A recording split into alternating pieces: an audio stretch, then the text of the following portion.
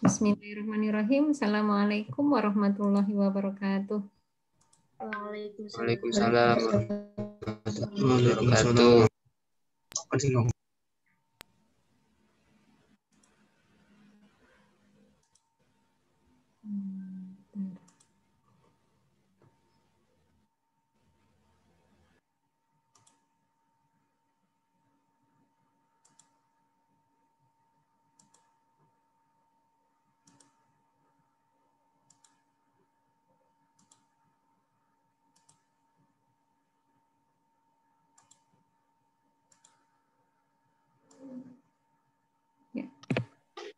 Alhamdulillahirrahmanirrahim. Insya Allah hari ini kita akan belajar tentang asam basa. Lupa lagi, siapa tadi yang membantu saya tadi minta tolong untuk share screen? Kalau minggu lalu kita belajar tentang ikatan, materi sebagian sudah saya share di channel YouTube. Silakan untuk disimak, mungkin tugasnya menyusulnya.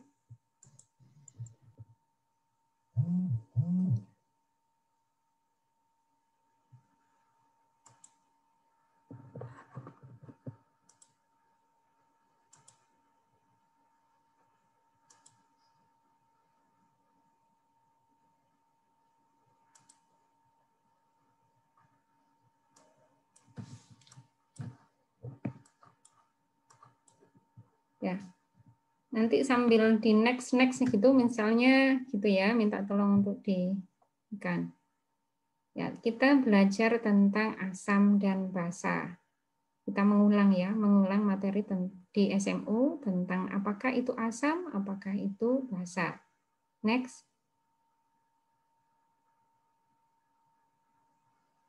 Nah, asam ini adalah jika dilarutkan di dalam air akan menghasilkan larutan dengan pH kurang dari 7.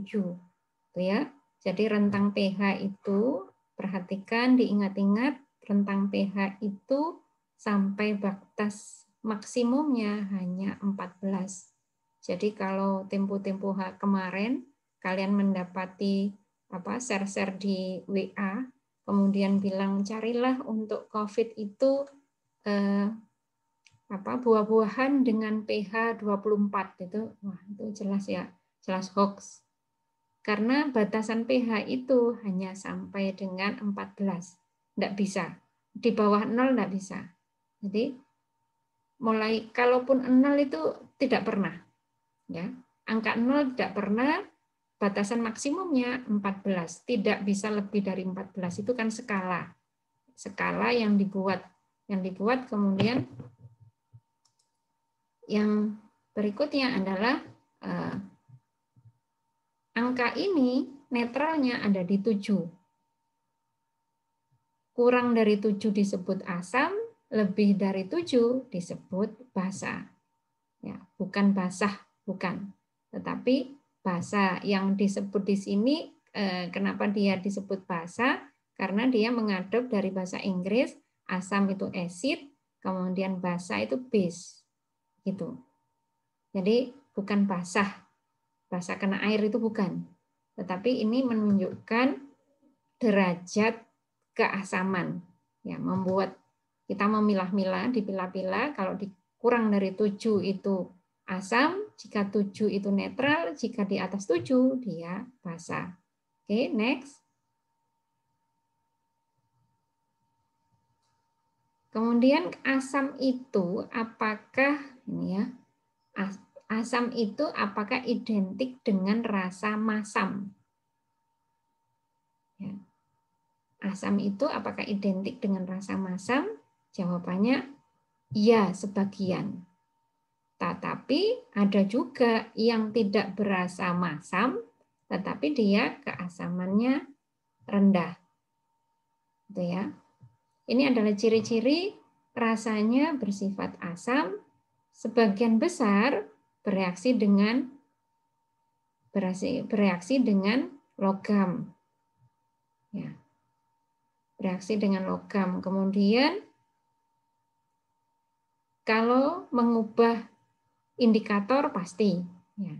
Karena indikator ini adalah untuk melihat derajat keasaman, pasti asam atau basa ini mengubah warna dari indikator, itu pasti.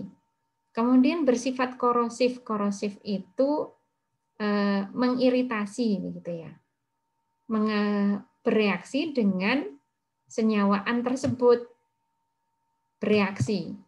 Misalnya, ini yang seringkali terjadi dan sebaiknya kalian paham dan diterapkan, diamalkan. Yaitu adalah jangan menggunakan peralatan yang mudah terkorosi untuk memasak. Loh, saya kan nggak pakai besi. Ya, karena bukan hanya besi yang bisa mengkorosi, terkorosi ya. Tetapi peralatan masak kita yang juga rentan mengalami korosi itu adalah aluminium. Misalnya kalian pernah nggak memperhatikan peralatan masak kita itu lubangnya sebesar lubang-lubang jarum. Ya. Nah, lubang-lubang jarum yang misalnya di terawang kelihatan lubangnya itu kan bukan karena fisik yang misalnya fisik yang terbentur. Kan pasti modelnya nggak begitu. Pasti ada penyoknya. Tapi itu kan nggak halus permukaannya, kemudian berlubang. Inilah berlubang ini karena apa? Karena kena asam. Ya. Karena kena asam, maka dia berlubang. Ini yang disebut di sini adalah senyawaan asam bersifat korosif, itu contohnya real seperti itu. Kenapa tidak disarankan? Karena nanti kalau terkorosi, peralatan masak tadi itu berarti kan dia bereaksi. Bereaksi, dia ini asam tadi itu melarutkan logam. Kalau dia larut logamnya, berarti dia kemana? Kan perlu dipertanyakan. Berarti di masak-masak kita itu ada logam yang terlarut yang akhirnya masuk ke tubuh kita. Itu adalah bagian dari pencemar yang tidak baik yang masuk ke tubuh kita. Ya, kalau begitu gimana Bu cari pancinya? Yang biasanya kemudian disarankan yang model stainless yang lebih inert atau yang lebih yang lebih tahan terhadap korosi. Berikutnya, asam itu juga bisa menghantarkan arus listrik. Maksudnya asam menghantarkan arus listrik karena dia memudahkan untuk jika dia bertemu dengan senyawa lain tadi itu mengalami ionisasi. Karena tadi ya, dia mempunyai kemampuan melarutkan logam, maka jika di situ ada asam, kebanyakan logam-logam tadi itu berada di dalam bentuk ionnya. Tuh, kalau fisika berguna sekali ini.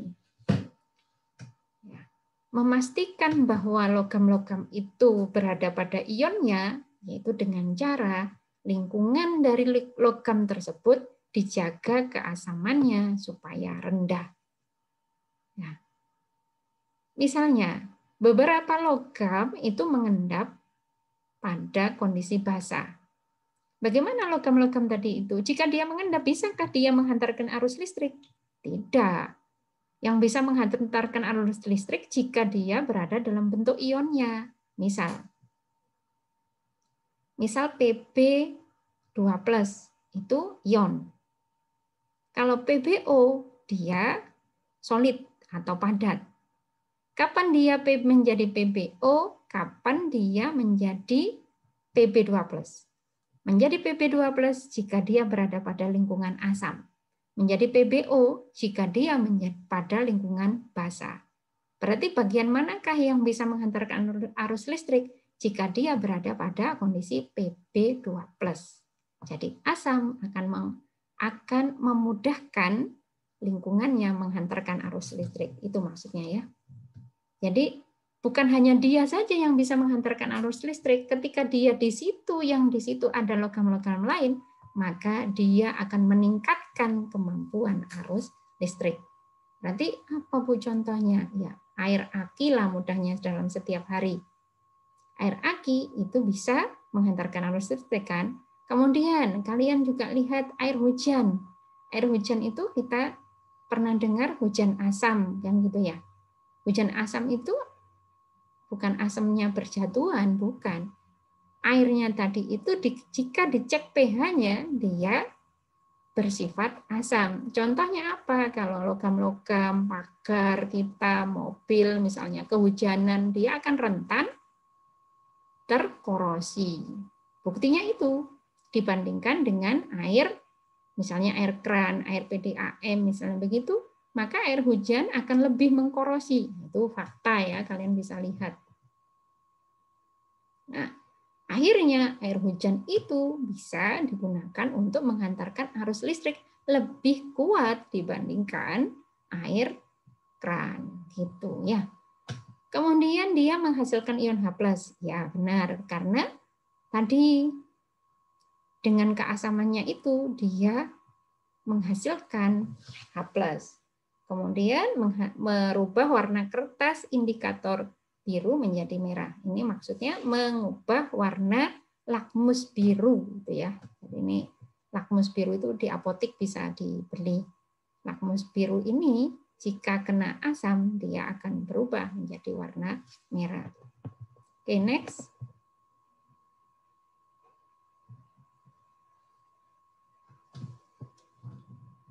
Halo, next.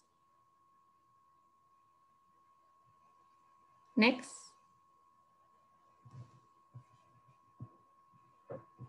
Siapakah yang bertugas ini?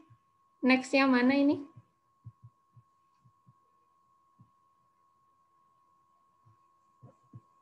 Anak-anak.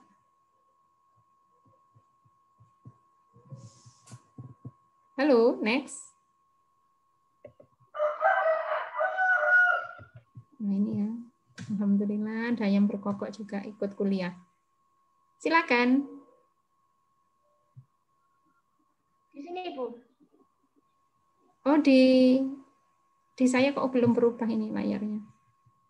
Sudah, Bu. Sudah. Oh, di saya gangguan internet. Ya.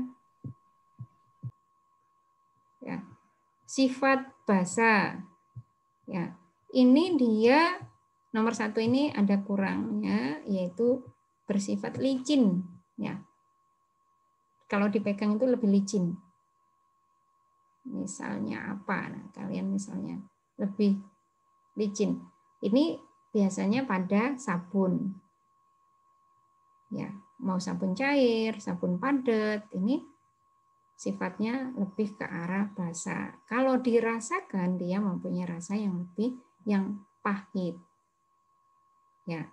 Kemudian menetralkan asam, jelas ya.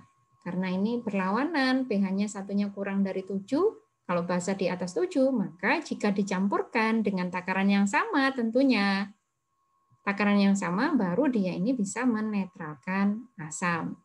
Kenapa saya bilang takarannya sama? Karena harus sebanding. Kalau ditambahkan sedikit sekali, bisa jadi keasamannya misalnya dari 3 menjadi 4, tetapi kan belum netral.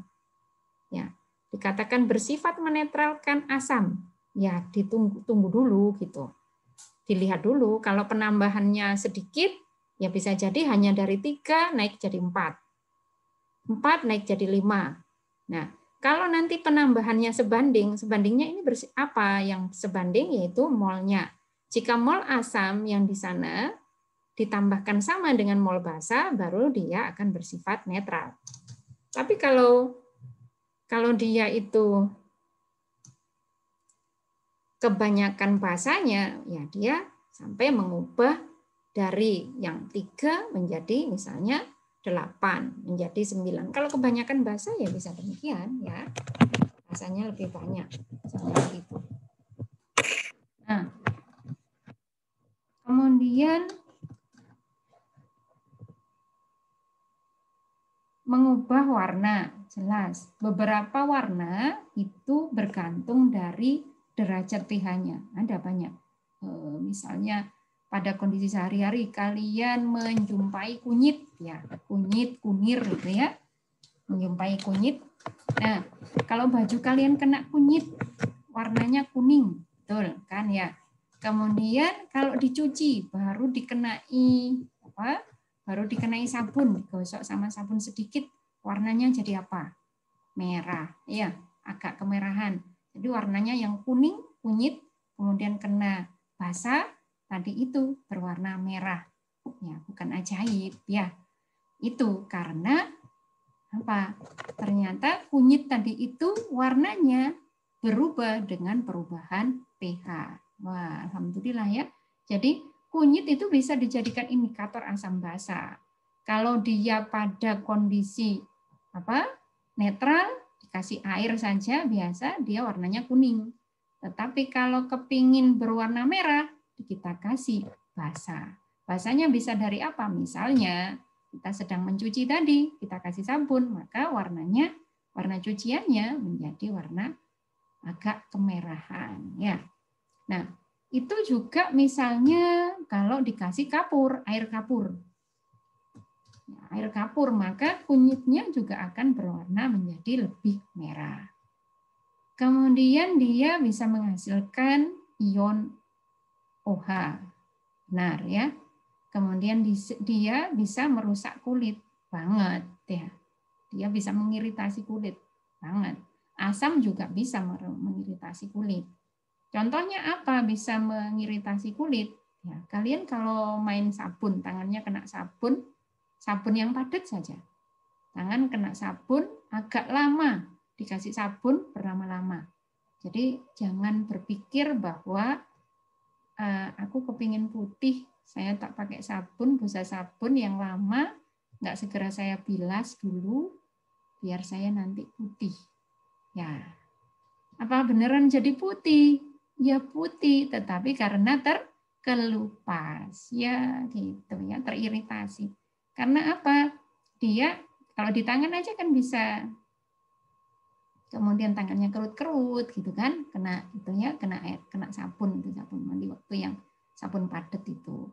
Kemudian nanti dia bisa mengubah kertas lakmus ya, kertas lakmus yang merah menjadi biru. Oke, next lagi. Oke, lanjut. Jangan-jangan ini mulai yang ini ya. Oke, lanjut. Yang sebelumnya ini.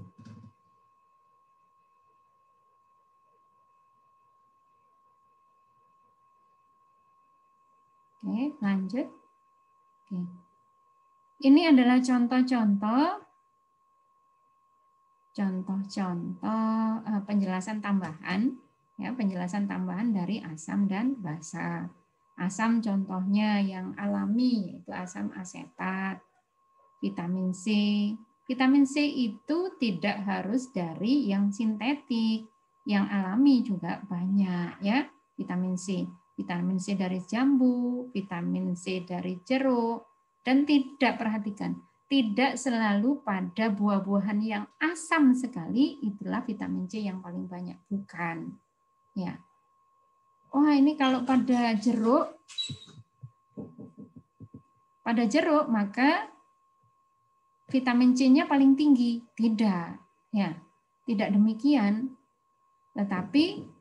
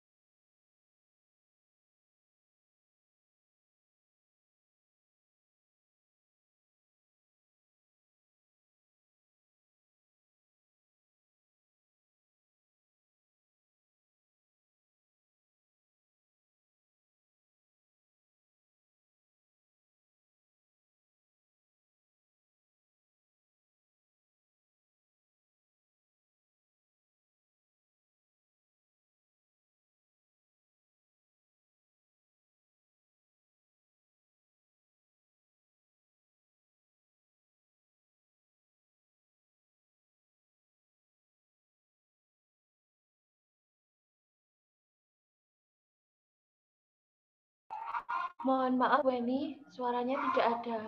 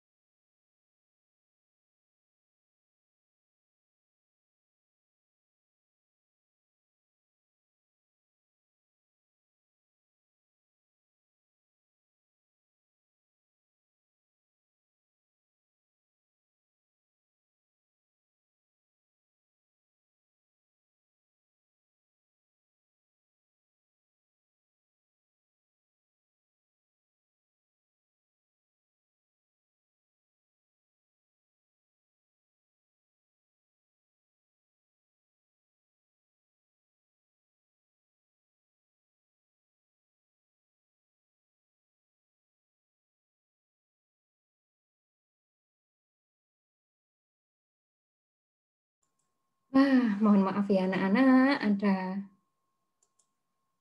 selingan. Oke. Baik, saya lanjutkan. Oke, saya lanjutkan. Ini contoh ya, vinegar ini, asam asetat ini bisa apel yang difermentasi, bisa dari buah-buahan yang difermentasi. Itu kemudian mempunyai kadar keasaman yang rendah, misalnya cuka apel. Nah, seterusnya itu ya. Jadi mereka-mereka yang lambungnya sensitif, apakah boleh minum yang seperti itu, atau kemudian yang sering sekarang adalah infusa lemon ya, infusa lemon itu juga mempunyai keasaman yang rendah. Bagaimana mereka yang punya keasaman lambung atau masalah dengan lambung? Sebaiknya ya sedikit ya, konsentrasi sedikit. Jika untuk apakah tidak boleh sama sekali? Boleh, tetapi konsentrasinya sangat rendah. Kemudian ada asam sitrat, asam fosfat, ini asam-asam ya, asam-asam lemah. Nanti saya terangkan asam kuat dan asam lemah. Kemudian contoh dari senyawaan yang basah, ini kalau di laboratorium, tetapi kalau pada kenyataannya di kehidupan kita sehari-hari, manakah yang kita bisa jumpai dia bersifat basah, itu bisa misalnya air, sabun. Itu ya. Kalau kemudian penyegar, ya penyegar untuk wajah, itu kira-kira masuk di asam atau basah ya. Itu juga penyegar di wajah ini juga biasanya ini adalah ada tambahannya, misalnya ada tambahannya alkohol itu ya. Kalau untuk pH-nya nanti bisa dicek ya, dicek aja dulu misalnya apa. Kemudian untuk rasa ya. Nah, asam itu bersifat masam, tapi perhatikan bahwa tidak kemudian terlalu linier dengan yang dimaksud vitamin C. Tadi misalnya, oh jeruk yang paling kecut itulah yang vitamin C-nya paling tinggi. Tidak, bukan itu ya. Tidak berdemikian. Misalnya saya pernah ada jeruk misalnya sama mangga, kemudian ada jambu biji. Nah, ternyata vitamin C-nya yang paling tinggi ada pada jambu biji. Misalnya begitu. Apakah jambu bijinya asam? Tidak, ternyata ya. Tuh.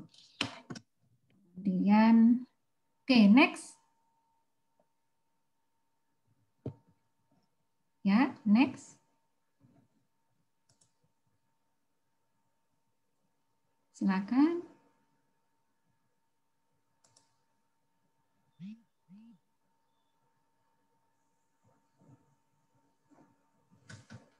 Ya, sebentar.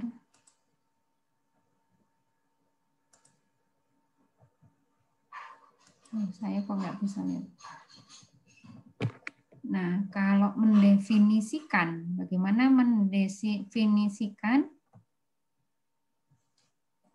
Mendefinisikan, saya kira tadi sudah banyak yang saya ceritakan.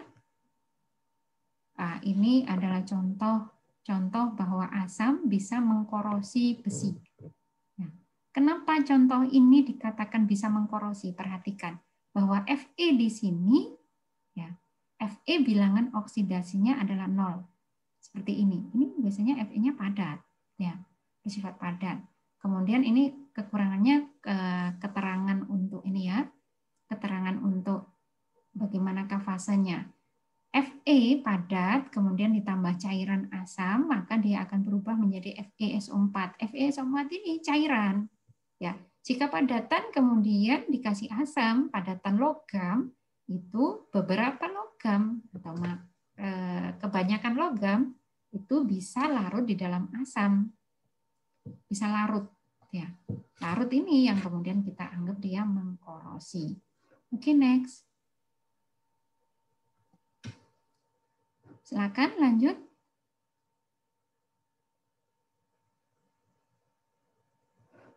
Oke, silakan. Ya, lanjut. Dan sebelumnya, yang sebelumnya.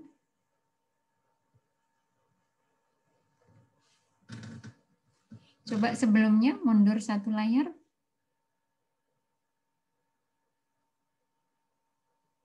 Bukan, mundur yang satu layar. Oke. Nah, ini teori, bentar. Nih, yang sebelumnya. Teori asam basa itu ada, silakan, ada 3. Nah, stop ini dulu. Lah, ya. Yaitu adalah teori asam basa Arrhenius. Kemudian ada teori asam basa Bronsted-Lowry. Mereka saling melengkapi ya. Kemudian adalah teori Lewis. Lewis ini apakah sama dengan yang kita bahas kemarin pada saat ikatan kimia? Ya. Ya. Oke, lanjut. Arrhenius, kemudian Bronsted-Lowry, dan kemudian Lewis. Oke, lanjut. Next. Oke, next. Nah, kemudian di Arrhenius ini dia hanya fokus pada H+, pelepasan H+ saja, ya. H+ dan OH- saja. Adalah bagaimana asam jika dia melepaskan H+, maka dia dikategorikan sebagai asam untuk Arrhenius. Kemudian pada basanya dia adalah melepaskan OH-. Nah, ini contoh-contohnya. Nah, kalau asam melepaskan H+, kalau basa melepaskan OH-. Kelemahannya adalah, ya, kekurangannya adalah tidak semua senyawaan itu berhubungan dengan H+ sama OH-. Bagaimana kalau nggak punya OH-, nggak punya H+, apakah dia bisa ditentukan asam basanya? Ternyata tetap bisa. Oke, lanjut. Tapi tidak menggunakan teori Arrhenius tentunya. Oke, lanjut.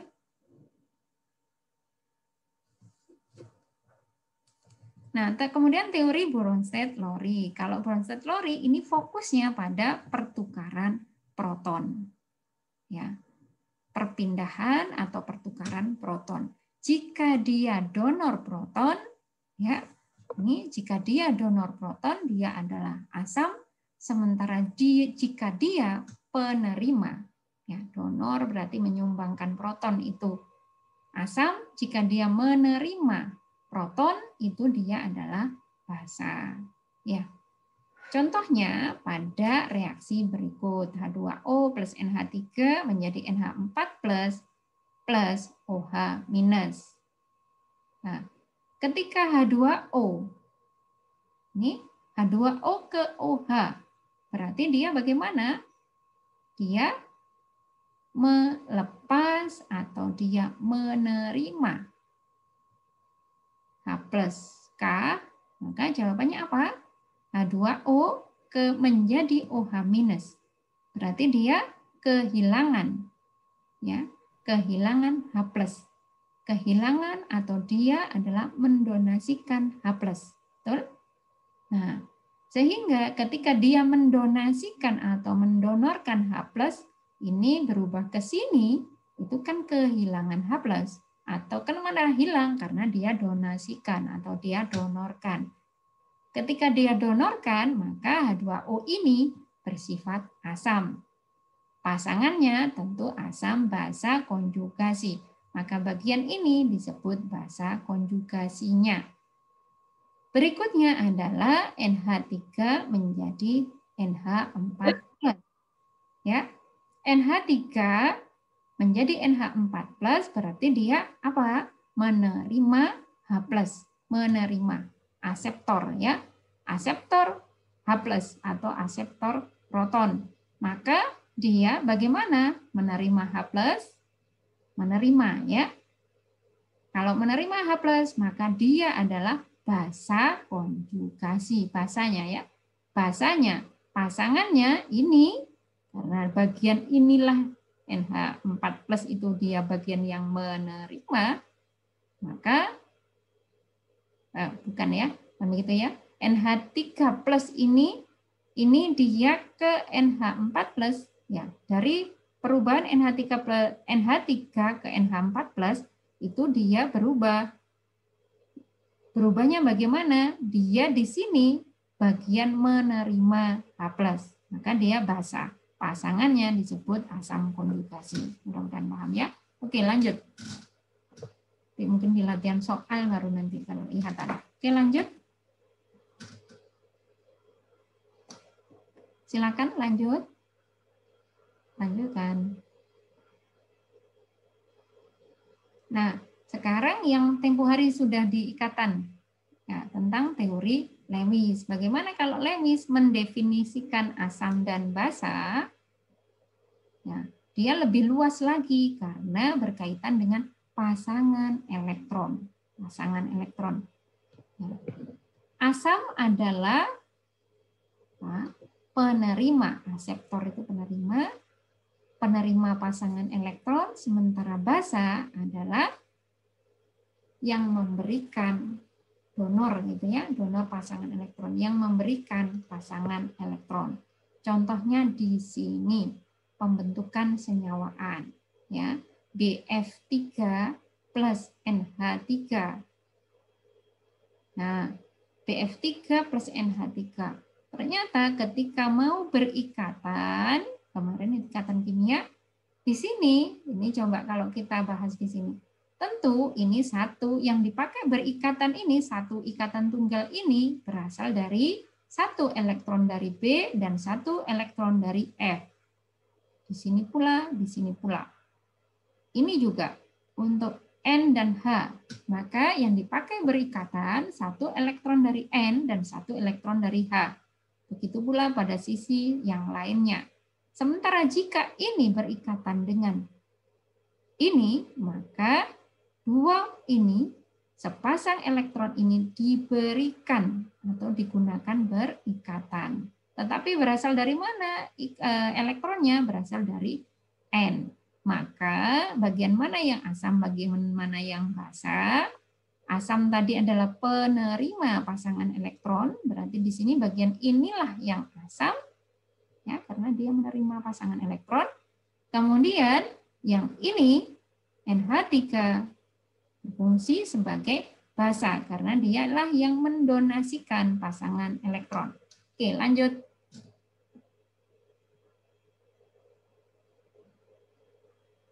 Oke.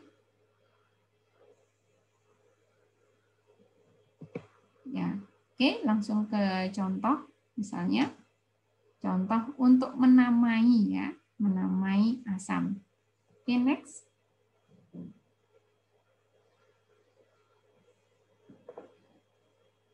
Oke, next. Oke, kayaknya ini enggak dulu deh ya. Nanti bisa seperti hafalan. Ya. Nama trivial. Next. Oke, next. Silakan next.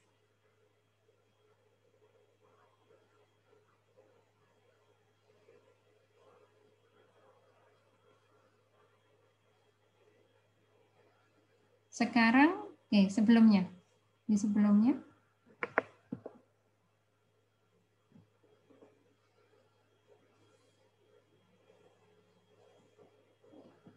Oke, terima kasih.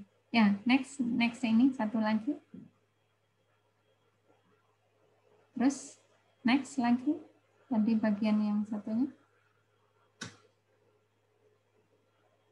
Silakan next. Next. Satu slide lagi. Silakan next. Satu slide lagi sesudahnya.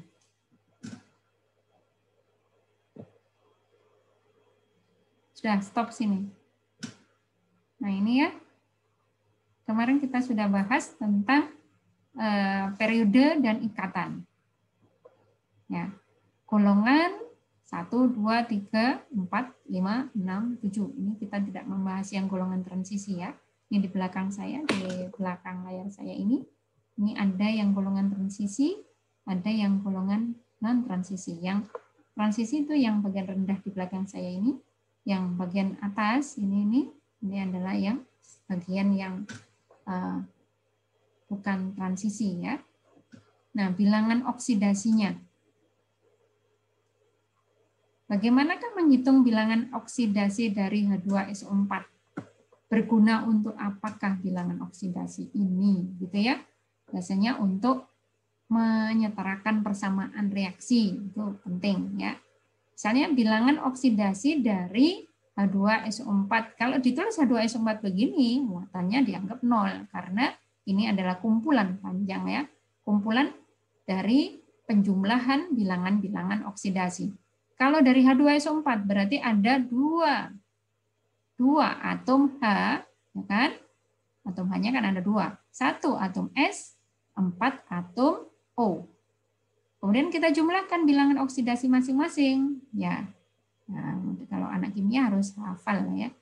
Ini 2 kali bilangan oksidasi dari H adalah 1 plus. Ya, kemudian S ini yang sedang dicari, sedang mau dihitung. Kemudian yang O adalah bilangan oksidasinya, dia adalah 2 minus. Ya. 2 minus, kemudian di sini ada kali 4, maka ada minus 8. 2 kali plus 1, punyanya H itu 1. Sehingga 2 kali 1 plus bilangan oksidasi dari S, ya, atau ini kalau bahasa lainnya 2 plus X. 2 plus X minus 8 sama dengan 0. Dari manakah minus 8? Minus 8 dari 4 kali minus 2. Minus 2 dari mana? 4 dari mana? 4 itu dari ini, jumlahnya 4. Kemudian minus 2 dari muatannya atau bilangan oksidasinya dari oksigen. Sehingga 2 plus X minus 8 sama dengan 0, ketemulah bilangan oksidasi dari S sebesar plus 6. Oke. Bisa keluar dari screen share screen-nya dihentikan.